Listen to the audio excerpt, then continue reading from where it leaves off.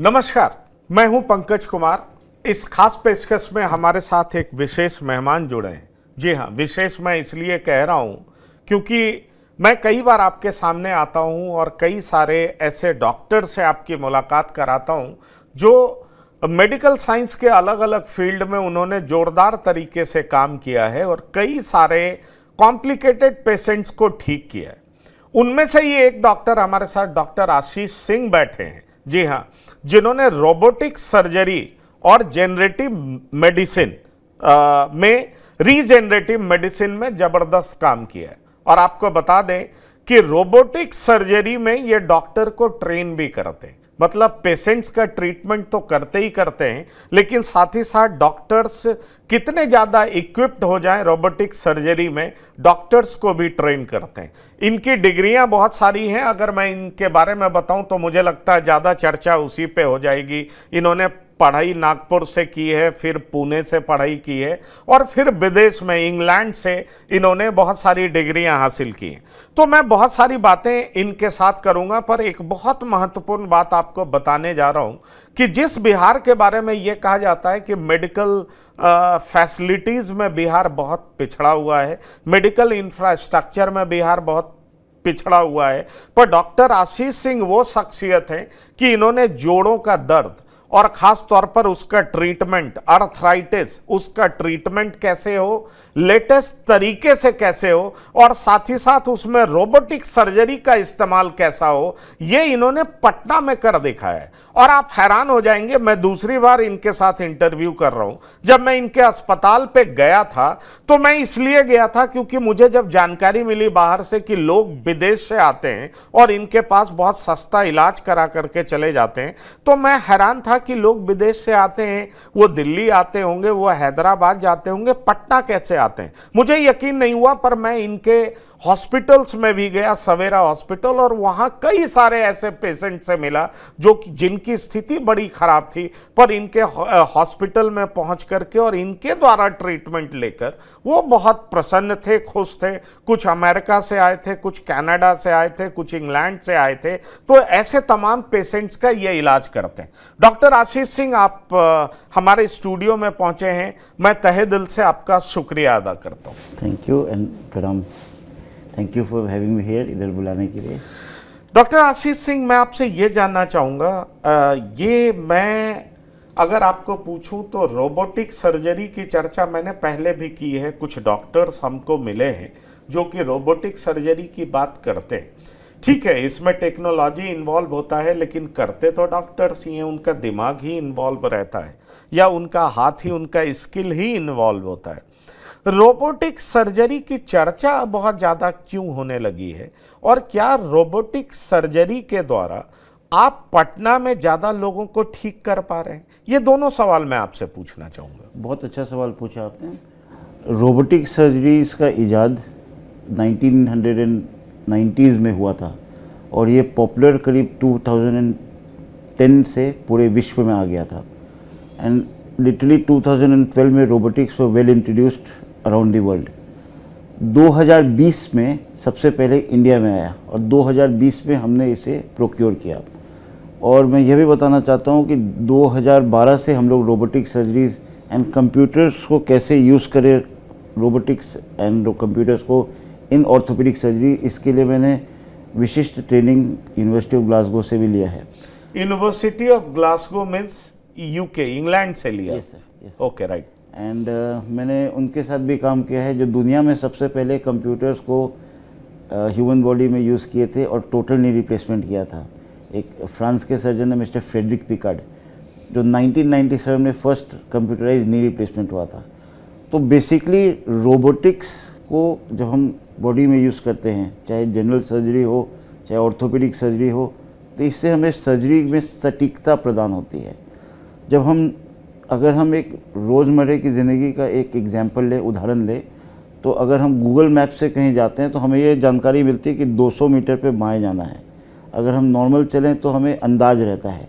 But जब हम robotic surgery पे काम करते हैं तो हमारे सामने एक स्क्रीन होता है और हम लोग प्लानिंग बहुत उम्दा करते हैं, जिससे हर एक के कट्स की जानकारी होती है डिजिटल मैपिंग करके कार्टिलेज को हटा देते हैं, कम से कम हड्डी काटते हैं, और सबसे विशेष बात है कि यह सुपर सेफ होता है क्योंकि हम एक लक्ष्मण रेखा में काम करते हैं।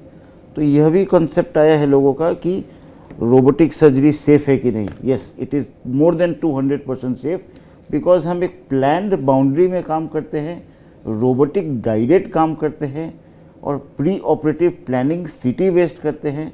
तो सर्जरी का रिजल्ट 100% सक्सेसफुल होता है। तो डॉक्टर आशीष सिंह कह रहे हैं कि अगर आपको एक्यूरेसी चाहिए, प्रिसीजन चाहिए, तो रोबोटिक सर्जरी की दरकार है, उसकी ज़रूरत है। और क्यों ज़रूरत है, इन्होंने बहुत अच्छे तरीके से समझाया है कि जब आप गूगल मैप इस्तेमाल करते हैं तो आपको मालूम है कि एग्जैक्टली कितना मीटर चल के आपको लेफ्ट मुड़ना है या राइट मुड़ना है। तो दरअसल अगर प्रिसीजन के साथ हड्डी को काटना हो या कार्टिलेज को हटाना हो तो ये तभी संभव है जब रोबोटिक सर्जरी का इस्तेमाल किया जा सकता है। और इसीलिए डॉक्टर आशीष सिंह बता रहे हैं कि किस तरीके से इनका विश्वास रोबोटिक सर्जरी पे बहुत ज़्यादा बढ़ा। मैं आपसे ये पूछना चाहूँगा कि इन दिनों ऐसा कहा जाता है कि आर्थराइटिस से सफ़र कर रहे पेशेंट्स की संख्या हर साल बढ़ती जा रही है। जहां आप प्रैक्टिस करते हैं, ख़ासतौर पर जहां पर आप हॉस्पिटल चला रहे हैं पटना में, और वहां पर भी क्या बिहार से पेशेंट्स आते हैं या दूसरे राज्य से पेशेंट्स आते हैं? क्योंकि मैं एक बार आपका हॉस्पिटल जा चुका हूं, मैंने तो देखा दूसरे देश से भी पेशेंट्स आते हैं। तो ये आर्थराइटिस की संख्या सिर्फ बिहार में बढ़ रही है या पूरे देश में बढ़ रही है या पूरी दुनिया में बढ़ रही है? ये दरअसल है क्या, जरा इस बीमारी के बारे में बताइए। और थोड़ा ये बताइए कि विदेश से चल के बिहार लोग पहुंच रहे हैं, पटना पहुंच रहे हैं, ये आपको, मेरे लिए तो बहुत सरप्राइजिंग था, आपके लिए कैसा था, ये अनुभव बताइए जरा। देखिए, मैं आमतौर से सभी लोगों को समझाना चाहूँगा कि सबसे पहले यह बात जानना है, मेडिकल साइंस में हम लोग बड़ा बड़ा नाम देते हैं। ऑस्टियो आर्थराइटिस, ऑस्टियो मतलब बोन, आर्थरस मीन जॉइंट और आइटिस मतलब सूजन।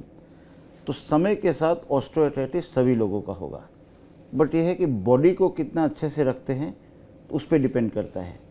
तो यस, आपका जो पहला सवाल है, आर्थराइटिस की संख्या ग्लोबली बढ़ गया है और ये ग्लोबल पेंडेमिक है। इसका आंसर है बदलती जीवन शैली। यानी अगर आप 20 साल पहले की बात करें तो हम सब लोग साइकिल से जाते थे, परंतु आज हम लोग सब मोटरसाइकिल से जाते हैं और मेट्रो से ट्रैवल करते हैं। तो लाइफस्टाइल चेंजेस हो गया है। दूसरा सबसे बड़ा चीज़ है lack of activities and increase in junk food. अगर मैं अपने हॉस्पिटल की बात करूं तो हॉस्पिटल के 200 मीटर के अंदर मोर देन 10 जॉइंट्स तो हैं। तो मन तो बदल ही सकता है रोड पे जाने के बाद, क्योंकि एक तरफ एक आइसक्रीम की दुकान है तो दूसरी तरफ गोलगप्पे का दुकान है। तो हम कितना समय अपने दिमाग को शांत रखेंगे कि हमें जंक फूड खाना नहीं है या फूडिंग हैबिट्स पे कंट्रोल रखना है। तो मेरा एक सिंपल आंसर है कि हम लोग का लाइफस्टाइल चेंज हो गया है, लैक ऑफ एक्टिविटीज़ हो गया है, और हम लोग एक्सरसाइज पे फोकस नहीं करते हैं, और फूड हैबिट्स चेंज हो गया है। इन्हीं सब कारण के चक्कर में आज ग्लोबल पैंडेमिक ऑस्टियोआर्थराइटिस हो रहा है, और हमें इस पे विचार करना ज़रूरी है। क्या कर सकते हैं, इस पे सोच करना बहुत ही ज़रूरी हो गया आज की डेट में। ग्लोबल पैंडेमिक हो चुका है और ये बहुत ज़रूरी है सोचना कि आज के डेट में क्या करना चाहिए। अब जहाँ तक सवाल है कि जोड़ों का दर्द, आपने बताया कि जॉइंट में पेन होता है, तो ये पेन किस लिए होता है ये तो आपने बता दिया, लाइफस्टाइल वजह है, हर साल संख्या बढ़ती जा रही है, ये ग्लोबल पैंडेमिक है। लेकिन मैं अगर आपसे ये पूछूं कि कारण भी आपने बता दिया कि वो भी कारण है, तो क्या ये सफिशिएंट है कि अगर हम जंक फूड नहीं खाएं, थोड़ा अपना फिजिकल एक्टिविटीज़ बढ़ा दें तो हमें जोड़ों में दर्द नहीं होगा, आर्थराइटिस के चांस बहुत कम हो जाएंगे, ऑस्टियो आर्थराइटिस जिसको आप कहते हैं? देखिए, आर्थराइटिस एक्चुअली 2 प्रकार के होती है।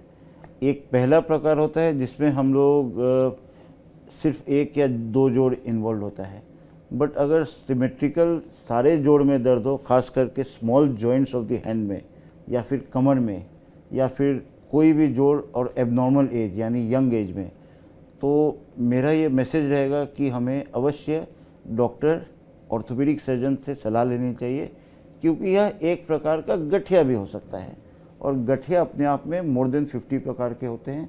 तो उसका हमें पहले डायग्नोसिस कंफर्मेशन ज़रूरी है और सेकेंड स्टेज में ये ज़रूरी है कि हम उसका इलाज कर सकें ताकि गठिया के चक्कर में हमें आर्थराइटिस नहीं हो, सेकेंडरी आर्थराइटिस। बिल्कुल।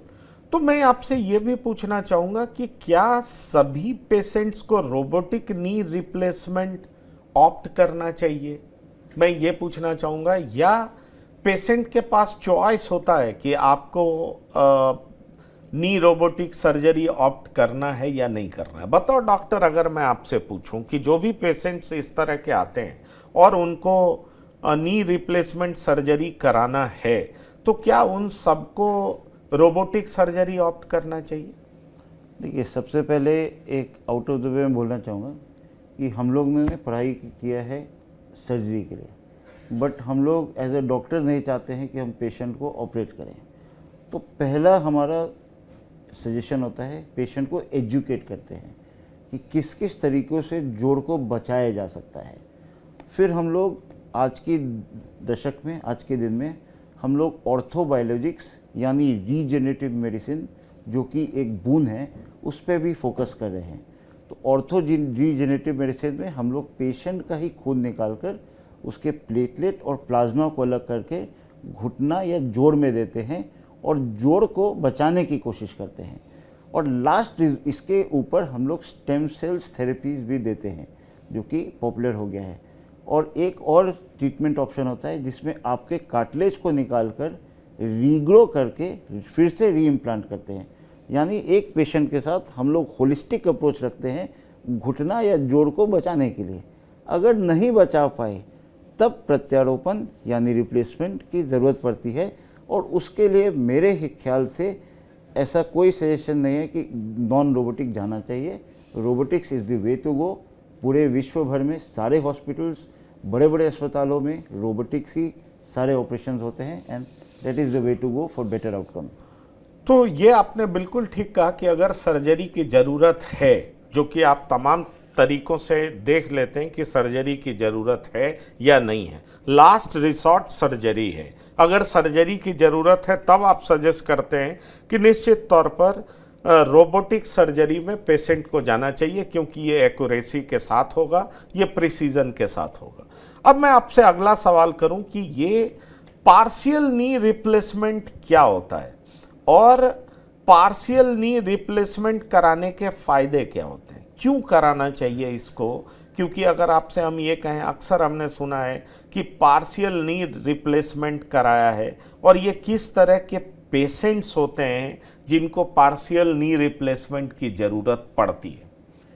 देखिए, एक बात समझना होता है, कोई भी पेशेंट के साथ हम लोग होलिस्टिक अप्रोच रखते हैं और घुटना को या कोई भी जॉइंट को कम से कम छेड़ने की कोशिश करते हैं। पार्शियल नी रिप्लेसमेंट पे घुटने का जो सतह खराब हो जाता है, सिर्फ उसी की बदली की जाती है। यानी अगर अंदरूनी पार्ट खराब है तो medial compartment partial knee replacement, अगर बाहर का हिस्सा खराब है तो बाहर के कंपार्टमेंट का अर्ध घुटना प्रत्यारोपण, और अगर सिर्फ आगे का खराब है तो पटेलोफेमोरल रिप्लेसमेंट करते हैं। तो यानी घुटने का जो सतह सही है उसको हम लोग बचा सकते हैं और टोटल नी की तरफ बच सकते हैं। टोटल नी की ज़रूरत नहीं है तो बचा सकते हैं। खास बात अर्ध घुटना प्रत्यारोपण या पार्शियल नी रिप्लेसमेंट का है कि अगर आपका घुटना बच गया, दूसरा कंपार्टमेंट खराब नहीं हुआ, तो आपको टोटल नी की ज़रूरत ही नहीं पड़ेगी। दूसरी खास बात है कि अर्ध घुटना प्रत्यारोपण या पार्शियल नी रिप्लेसमेंट के बाद छोटा चीरा लगता है, छोटा कैप लगता है, और आप ज़मीन पर पालथी मार के भी बैठ सकते हैं। और भगवान ना करे अगर रिवीजन की ज़रूरत पड़े आगे चल के, तो उसके बाद हम लोग टोटल नी रिप्लेसमेंट आराम से कर सकते हैं। यानी आप एक स्टेज पहले जो पार्ट खराब है उसको ही बदल सकते हैं। Less major surgery and good outcomes. और यह भी मैं सभी लोगों को बताना चाहूँगा कि पहले दुनिया में पार्शियल नी रिप्लेसमेंट का ही ईजाद हुआ था। अनफॉर्चुनेटली इंडिया में लोगों में अवेयरनेस नहीं है, काफ़ी लेट हो जाता है तो आते हैं जब सारा कंपार्टमेंट खराब हो जाता है। यानी मैसेज ये है, अगर घुटना या कूल्हा में दर्द है तो कृपया ऑर्थोपेडिक सर्जन से ज़रूर संपर्क करें। हो सकता है घुटना बदलने की ज़रूरत ही नहीं पड़े, रीजेनरेटिव मेडिसिन PRPs बीमैक दे के बचाया जा सके। अगर अर्ध घुटना प्रत्यारोपण की ज़रूरत है तो सिर्फ अर्ध घुटना बदला जाए। अगर पूर्ण घुटना प्रत्यारोपण की ज़रूरत है तो वहाँ से हम लोग देखें। और इस बीच में अगर आर्थराइटिस निकल जाता है तो उसका इलाज हो सके। चलिए, ये आपने बड़ी महत्वपूर्ण जानकारी दी, लेकिन मेरा अगला सवाल इससे होगा कि कई बार लोग कहते हैं कि ओल्ड एज में कूल्हे का ऑपरेशन नहीं कराना चाहिए, पर ओल्ड एज में हमने देखा है कि चलते फिरते लोग गिर जाते हैं, बूढ़े लोग गिर जाते हैं और फिर उनकी स्थिति इस तरीके से हो जाती है, बेड रिडन हो जाते हैं। कई बार ये कहा जाता है कि अब बेड रिडन ही रहना पड़ेगा और ऊपर जाना होगा। बहुत कम लोग इसके लिए तैयार होते हैं कि कूल्हे का, हिप्स का ऑपरेशन कराएं। तो मैं आपसे ये जानना चाहूँगा कि क्या बूढ़े लोगों को हिप्स का ऑपरेशन कराना चाहिए, और क्या ये भी रोबोटिक सर्जरी के द्वारा संभव है क्या? हाँ, हमारे इंस्टीट्यूट में Anup AIOR super speciality unit में, जो कि सवेरा के 5वें तल पे स्थित है, उसमें हम लोग रोबोटिक गाइडेड पूर्ण कूल्हा प्रत्यारोपण, अर्ध कूल्हा प्रत्यारोपण, अर्ध घुटना प्रत्यारोपण, पटेलोफेमर रिप्लेसमेंट और पूर्ण घुटना प्रत्यारोपण भी करते हैं। कहने का मतलब है कि अगर हिप की सर्जरी की ज़रूरत है तो उसे करा लेना चाहिए। किसी भी आयु में अगर कूल्हा टूट जाता है तो चलना असमर्थ हो जाता है, तो फिर हम लोग बेड रिडन हो जाते हैं और फिर अल्टीमेटली पेशेंट्स हम लूज़ कर जाते हैं।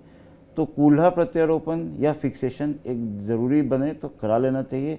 और यह जानकारी मैं देना चाहूँगा आप लोगों को कि कूल्हा प्रत्यारोपण विश्व भर का 3rd बेस्ट ऑपरेटिव प्रोसीजर है। पहला है लोअर सेक्शन सिजेरियन सेक्शन, जहाँ बच्चे की गूंज से माँ और परिवार खुश हो जाते हैं। सेकेंड ऑपरेशन मोतियाबिंद का है, पर 3rd satisfactory operation world over में टोटल हिप रिप्लेसमेंट है। यानी घुटना प्रत्यारोपण से ज़्यादा बेहतर ऑपरेशन कूल्हा प्रत्यारोपण है।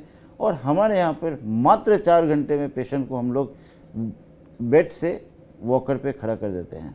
नहीं, पर बेस्ट क्यों बताया आपने, किस लिहाज से बेस्ट है? आपने ये कहा कि कूल्हा ऑपरेशन चौथा बेस्ट ऑपरेशन है, तीसरा क्यों आपने क्यों बताया बेस्ट ऑपरेशन है? ये सक्सेस रेट के हिसाब से। और ये आपके हॉस्पिटल में है या वर्ल्ड वाइड सक्सेस रेट? विश्व भर। चलिए, तो ये भी देखिए भ्रांतियां हैं कि कूल्हा का ऑपरेशन नहीं कराना चाहिए, लेकिन डॉक्टर आशीष सिंह, जो कि बहुत ही रेपुटेड डॉक्टर हैं, ऑर्थोपेडिक सर्जन है, रोबोटिक सर्जरी से लोगों को ठीक करते हैं, वो कह रहे हैं कि तीसरा बेस्ट मेडिकल सर्जरी है कूल्हे का ऑपरेशन। मतलब इसका सक्सेस रेट इतना ज़्यादा है। और ये तो यहाँ तक दावा करते हैं कि अगर किसी का ये कूल्हा चेंज करते हैं, ऑपरेट करते हैं, तो 4 घंटे में उनको वॉकर के जरिए ये चला देते हैं। तो आप समझ सकते हैं कि इनका ऑपरेशन करने का तरीका, एक्यूरेसी, प्रीसीजन किस लेवल का है, और उसके बाद सक्सेस रेट इनका किस तरीके का है। अब डॉक्टर, मैं आपसे ये पूछना चाहूँगा, क्योंकि लोगों में बड़ी चिंता रहती है, नी रिप्लेस मत कराओ, कोई फ़ायदा नहीं होगा, कूल्हा रिप्लेस मत कराओ, कोई फ़ायदा नहीं होगा, ये छोटी जगहों पर लोग बोलते हैं ऐसा। अगर मैं आपसे पूछूं कि आपका सक्सेस रेट क्या है, क्यों लोग आपके पास आए? अगर मैं आपसे ये पूछूं कि लोग आपके पास या लोग नी रिप्लेसमेंट कराने जाएं तो सफलता के चांसेस क्या है? लोग अगर कूल्हे का रिप्लेसमेंट कराएं तो सफलता का चांसेस क्या है? जैसे अगर आपने सपोज 10 पेशेंट ट्रीट किया तो सक्सेस रेट क्या है? और मैं पूछना चाहूँगा कि आपने अभी तक कितने पेशेंट्स को ऑपरेट किया है, आपके अस्पताल में कितने पेशेंट्स का ऑपरेशन हुआ है, क्योंकि आपका अस्पताल बहुत वाइडली नोन है, लोग विदेश से भी आते हैं। तो आप ज़रा बता सकते हैं कि आपके हॉस्पिटल्स में कितने मरीजों का इलाज हुआ है, आपने कितनों का किया है, और सक्सेस रेट क्या है? मैं पर्सनल लेवल पे आफ्टर कमिंग टू इंडिया 2015 से हमको नहीं लगता मोर देन 10,000 के ऊपर जोड़ बदल चुका हूँ, ज़्यादा ही। सिर्फ रोबोटिक माध्यम से मोर देन 2000 जॉइंट्स कर चुका हूँ। और अब तो मैं ख़ास तौर से ट्रेनिंग के लिए भी जगह जगह पे जाता हूँ, देश ही नहीं विदेश में भी जाता हूँ। सबसे ख़ास बात यह है, जब आप सक्सेस की बात करते हैं तो कोई भी सर्जरी में असफलता का चांस 1 to 2% रहता है, परंतु रोबोटिक्स के आने के बाद से यह रेट कम हो गया है, यानी असफलता का रेट कम हो गया है। और मोर देन 99.5% सटीकता के कारण, ऑपरेशंस भी सटीक होने के कारण पेशेंट का आउटकम बेहतर हो रहा है। सेकेंड चीज़ क्या है, अगर कोई पेशेंट आता है तो उनको सारे जांच होती है, यानी हार्ट का जांच होता है, चेस्ट का जांच होता है, मल्टीपल डॉक्टर्स देखते हैं, and if the patient fit होते हैं तो ये टेबल पे आते हैं। तो सक्सेस रेट की बात करें तो मोर देन 99%, और लगभग मैं 20,000 के ऊपर सर्जरीज जोड़ प्रत्यारोपण तो आज के दिन में कर चुका हूँ। और रोबोटिक प्रत्यारोपण, कूल्हा प्रत्यारोपण इंडिया में सबसे ज़्यादा मेरा ही है, रोबोटिक गाइडेड। और मैं रोबोटिक्स के लिए इंडिया एंड इंटरनेशनल ट्रेनर भी हूँ, यानी प्रॉक्टर हूँ। And I work for various companies to train the doctors, यानी training of the experts and exporting the expertise. Great. तो आपने सुना ये एक्सपर्ट्स को भी ट्रेन करते हैं, तो किस तरह का इनका एक्सपर्टीज है डॉक्टर आशीष सिंह का, और इसीलिए ये रिकमेंड करते हैं कि क्यों एक आदमी को अगर सर्जरी की ज़रूरत है तो रोबोटिक सर्जरी कराना चाहिए, और वही बेस्ट मेथड है अपने आप को ठीक करने का। ये कहते हैं कि कूल्हे का ऑपरेशन क्यों कराना चाहिए किसी भी उम्र के व्यक्ति को, आप ध्यान रखिए, क्योंकि गांव में, छोटे शहरों में, कस्बों में लोग कहते हैं एक बार कूल्हा टूट गया अब आपका इलाज संभव नहीं है, लेकिन डॉक्टर आशीष सिंह कह रहे हैं बिल्कुल संभव है। 1 से 2% जो सर्जरी फेल हो सकता है, पर 98 to 99% सर्जरी सफल है। तो आप समझ लीजिए कि डॉक्टर आशीष सिंह जो कि वर्ल्ड वाइड नोन डॉक्टर हैं, ये विदेशों में भी लोगों को ट्रेन करते हैं। ये डॉक्टर तो ही, पर डॉक्टर्स को भी ट्रेन करते हैं कि कैसे रोबोटिक सर्जरी करना है, क्यों करना है, क्यों अब इसकी ज़रूरत आ पड़ी है, वो क्या कह रहे हैं इसको आप गंभीरता से सुनिए। पर इनकी एक और पहचान है, और मैं वो आपसे समझना चाहूँगा कि रीजेनरेटिव मेडिसिन क्या होता है, क्योंकि इस पर भी आप काम कर रहे हैं, इस पर भी आपका एक्सपर्टीज है, और ये जोड़ों की बीमारियों को कैसे ख़त्म करता है, उसको दूर करने में इसकी मदद आप कैसे लेते हैं, जरा ये हमारे दर्शकों को विस्तार से बताएं। देखिए, एक चीज़ समझना होता है, जब हमारा घुटना खराब हो जाता है तो पूरा सतह खराब हो जाता है, समय के साथ होता है। बट अनफॉर्चुनेटली कुछ पेशेंट्स हमारे पास आते हैं जिनका घुटना का या कूल्हा का या जोड़ का कोई थोड़ा सा सतह खराब होता है, पोस्ट ट्रॉमेटिक इंजरी, या फिर ऐसा होता है कि घुटना को बचाया जा सकता है। तब हम लोग ऑर्थोपीडिक रीजेनरेटिव मेडिसिन, और इसको अन्य भाषा में ऑर्थोबायोलॉजिक्स भी बोलते हैं, यानी घुटना को या जोड़ को बचाने की प्रक्रिया। इसमें खास बात यह होता है कि हम पेशेंट का ही खून को लेते हैं, उसको 3 भाग में बांटते हैं, और खून को, प्लेटलेट्स को अलग करके उसको हम लोग जोड़ में उसी जगह जहाँ कार्टिलेज खराब है वहाँ देते हैं। एक एस्पेक्ट हो गया। रीजेनरेटिव मेडिसिन का दूसरा एस्पेक्ट होता है जब हम आपके पेल्विस से आपका बोन मैरो निकाल कर एक स्पेशलाइज्ड मशीन में उसको सेंट्रीफ्यूज करते हैं, और फिर उसी पार्ट पे जहाँ खराब है वहाँ देते हैं घुटना में सुई के माध्यम से।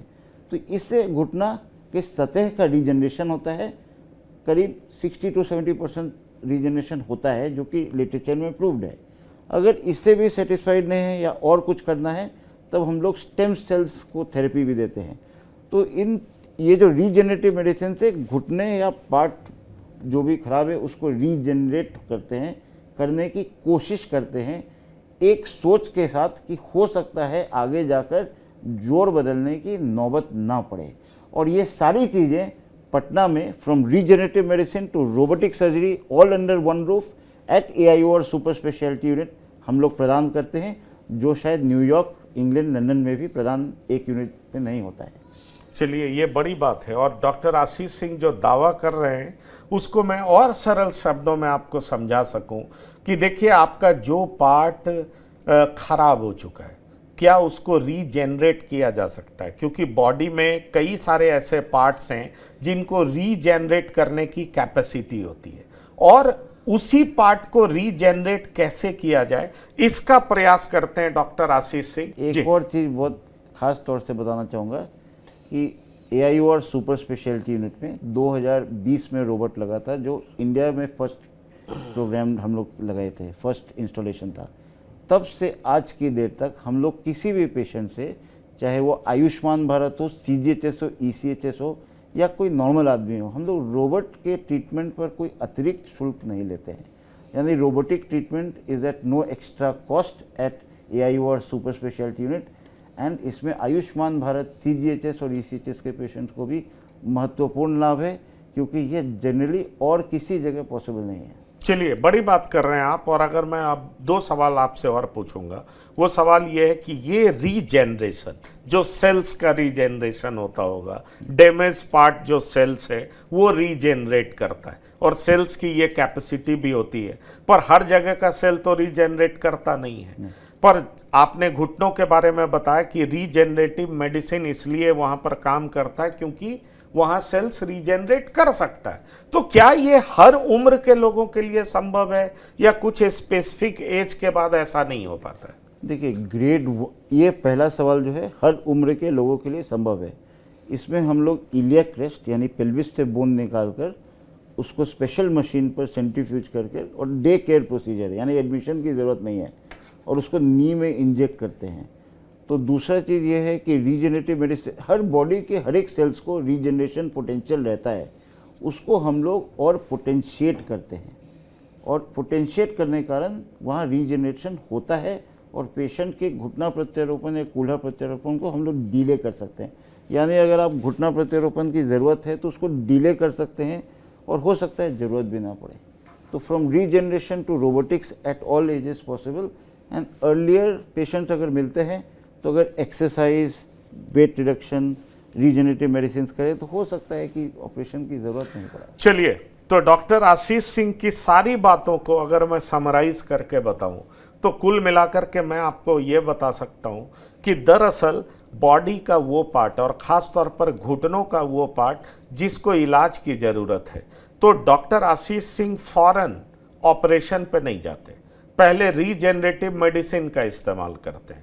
जो सेल डैमेज्ड है उसको रीजेनरेट करने का प्रयास करते हैं, और रीजेनरेशन में अगर थोड़ा वक्त भी लगता है तो ऑपरेशन एवॉइड करने का प्रयास करते हैं, क्योंकि अगर थोड़ा भी ठीक हुआ तो पेशेंट्स की स्थिति बेहतर होने लगती है, और अगर पूरे तरीके से ठीक हो गया तो ऑपरेशन की जरूरत नहीं पड़ती है। लेकिन अगर कुछ पेशेंट्स में ठीक नहीं हो पाता है अन्य कारणों से, तो उसको रोबोटिक सर्जरी की ज़रूरत है। तो रोबोटिक सर्जरी का लाभ क्या है ये मैंने आपको बताया कि मिनिमम कट। तो यही खासियत है डॉक्टर आशीष सिंह का, जो कि ये लंबे समय से 2012 से बिहार में लगातार प्रैक्टिस करते आ रहे हैं। और चूंकि अभी इलेक्शन का माहौल है, लोग तरह तरह की बात करते हैं, पर मैं आपको ये बताना चाहूँगा कि बिहार में अभी भी प्राइवेट फील्ड में भी हेल्थ इंफ्रास्ट्रक्चर इस तरीके से ग्रो किया है कि अब लोग देश से ही नहीं विदेशों से भी रोबोटिक सर्जरी कराने, नी रिप्लेसमेंट कराने,